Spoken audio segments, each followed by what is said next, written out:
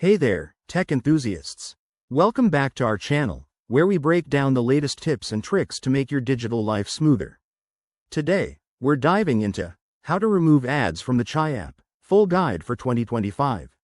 If you're like me and get frustrated by those pesky ads popping up while you're chatting or using the app, you're in the right place.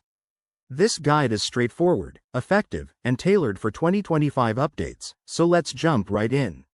First off, why bother removing ads? Well, they interrupt your flow, slow down your device, and can even affect your privacy. The good news is that with a few simple steps, you can minimize or eliminate them entirely. Start by opening the Chai app on your device. Head to the Settings menu. That's usually found in the Profile section or by tapping the gear icon. Look for an option called Ad Preferences or Privacy Settings. Here, you might find a toggle to limit ad tracking or opt out of personalized ads. Make sure to turn that on, it's a quick win. Next, if that doesn't do the trick, consider upgrading to a premium version. Many apps like Chai offer an ad-free experience through a subscription.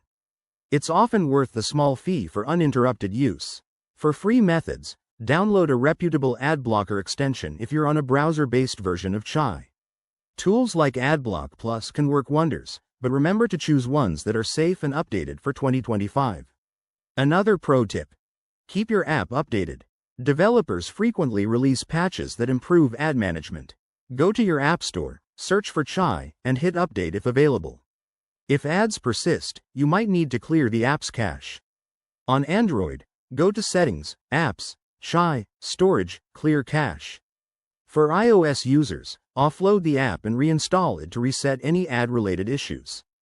Be cautious though, always use legitimate methods to avoid security risks. Removing ads isn't about bypassing terms of service but enhancing your experience legally. If you run into problems, check the app's help section or community forums for 2025 specific advice. There you have it, folks.